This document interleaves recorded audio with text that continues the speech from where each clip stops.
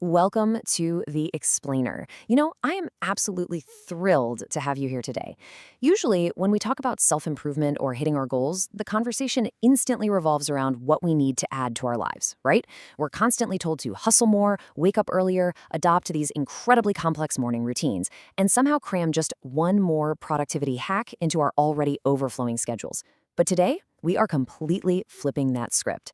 We're going to look at this fascinating pattern interrupting theme, derived directly from psychologists, financial experts, and leadership data. Think about this. What if true growth doesn't actually come from adding new habits, but comes from having the courage to subtract the bad ones? Okay, let's dive right into this. We live in this modern self-help narrative that constantly demands we do more. It's just add, add, add. But as insights from the Center for Family Guidance point out, bad habits rarely announce themselves, do they? They actually camouflage as comfort or even productivity. Think about it. Endless scrolling kind of feels like research, and a totally chaotic schedule feels like efficiency. But what if the real secret to success is literally just getting out of your own way? What if the key to unlocking your potential is strictly about what you stop doing? To really understand why this works, we need to talk about a concept called mental RAM. Just like your computer totally bogs down when you have, say, 37 browser tabs open, your brain slows down when it's processing draining behaviors, toxic interactions, and endless notifications. So, here's the absolutely crucial point. Quitting a habit often feels way harder than starting a new one. Why? Because stopping feels like a loss, while starting feels like a gain. But when you stop an exhausting behavior, you aren't losing anything. You're actually reclaiming your mental RAM. You are freeing up the exact cognitive bandwidth you need to actually thrive. To help us clear out that mental RAM, we're going to walk through a highly structured life audit today. We'll start with the power of subtraction, then we'll hit detoxing your digital mind, fixing financial blind spots, rethinking work and leadership, severing toxic relationships, and we'll wrap it all up with the 80-20 life reset. Step 1. The power of subtraction and reclaiming your energy. Step 2. Detoxing your digital mind and breaking that screen cycle. The overarching theme of our explainer today is that genuine improvement can only begin when you clear the physical and mental space for better habits to grow. I mean, you can't plant a thriving garden in a plot that's completely full of weeds. So, we're starting with the mind, specifically how digital burnout secretly sabotages our focus. We have all been there. You pick up your phone for a quick check, and suddenly a whole hour has just vanished. There is a massive contrast between the exhausting cycle of mindless doom scrolling on platforms like Lemonade, where you're just continuously consuming negative news or content that seriously impacts your well-being, and this beautifully liberating alternative called the post and go method. Instead of posting and immediately refreshing your notifications 50 times, you simply post, log out, and go live your actual life. You schedule specific, intentional boundaries for when you engage, completely stopping the habit of letting a screen dictate your energy. And this brilliantly illustrates a much older, deeper philosophy. From the Stoic wisdom archives, we find 4 profound things you need to stop doing in your mind right now.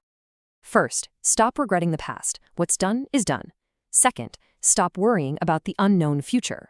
Third, stop looking for your happiness in other people. True happiness is an inside job for sure. And fourth, stop underestimating your inner strength. Stopping these endless cycles of mental rumination doesn't just save time, guys. It builds profound, unshakable resilience. Step 3. Fixing financial blind spots, or as I like to call it, wealth by subtraction. Now let's pivot from the mind over to the wallet. When we look at financial success, particularly in our 30s, we so often think it's all about finding that perfect, complex investment strategy. But according to financial experts at Jobaj Learnings, wealth generation relies just as much on avoiding massive mistakes as it does on making smart moves. Keep this number in mind, 30%. This is a hard rule to live by. You have to stop buying too much house. Just because a bank approves you for a massive loan doesn't mean you should actually take it. The rule of thumb here is to ensure your housing costs stay under 30% of your gross income. If you go over this, you become what's known as house poor. That basically means all your money goes straight to your mortgage, leaving you absolutely nothing for investing, emergencies, or, actually enjoying your life. To build real wealth, you need to stop the habit of drifting without financial goals and execute these concrete steps instead. Step 1. Stop living without a safety net and build a 3 to 6 month emergency fund. Step 2. Stop paying minimums and aggressively kill your credit card debt, because paying 20% interest is literally watching your hard-earned money vanish into thin air. Step 3. Stop putting off the future and automatically save 15% of your income for retirement. The crucial takeaway here: financial freedom comes from subtracting these massive, totally avoidable errors. Step 4. Rethinking work and leadership. Let's look at the true cost of bad management. Let's move into the professional sphere. If you're a manager or a leader tuning in, subtraction applies directly to you as well. It's time to address what leaders need to stop doing to prevent their very best talent from walking out the front door. Now, what's really interesting about this data from HR Brain is that it reveals the specific managerial failures that drive employees away. When employees exit, it is rarely a mystery. 45% leave because managers stop fighting for fair, competitive base pay. 37% walk out because leaders fail to provide clear career growth opportunities, leaving that top talent feeling totally stagnant. And 20% quit simply due to a lack of recognition. When leaders stop acknowledging achievements, employees just feel insignificant and unmotivated. The result of these managerial mistakes is a shocking lack of global engagement. A staggering 43% of the global workforce is disengaged. And here's exactly why leaders must stop ignoring this. Replacing these alienated workers costs an estimated 50% to 300% of their base salary. Mismanagement and a toxic culture aren't just bad for office morale. They are an absolute, quantifiable financial drain on an organization. Step 5. Severing toxic relationships and fiercely protecting your peace.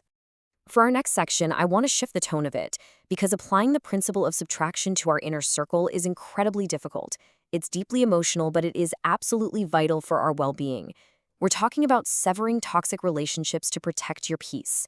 This poignant quote from mental health and suicide prevention expert Ann Moss Rogers really validates a struggle so many of us face. She notes, "Some relationships are good for your mental health, and some relationships erode your mental health."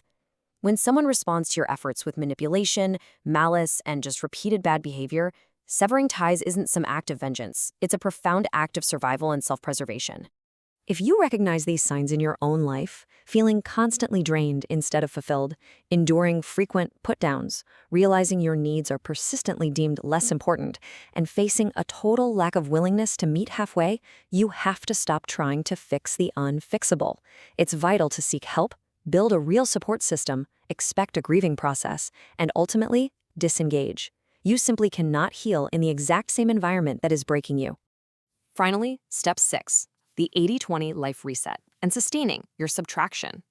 So, we've audited our digital habits, our finances, our workplaces, and our relationships. How do we bring this explainer home and actually maintain this newfound clarity? Well, we use a framework from the Center for Family Guidance called the 80-20 Life Reset. This 80-20 framework brilliantly illustrates the contrast between draining habits and the reclaimed benefits. It maps out exactly what you need to stop doing and what you keep in its place. Stop overcommitting. Instead, keep a rule of one no for every yes. Stop multitasking and glorifying being busy. Instead, keep to focused, single-task sprints that actually move the needle. Stop letting constant notifications fracture your attention. Instead, keep to batch-checking your emails and messages. This proves that ultimate self-improvement isn't about doing everything. It's about intentional, calculated subtraction. Which brings us to our final, provocative thought for this explainer. I want you to look at your own life. Really think about your daily routines. Your spending, your screen time, your relationships. The freedom you want isn't hiding behind another complex productivity hack. It's waiting behind the courage to finally let go of what drains you. So, to free up your own mental RAM and reclaim your energy, what are you going to stop doing today? Thank you so much for joining me on this explainer. I really hope you're leaving inspired to begin your life audit immediately. Until next time, stay focused and keep learning.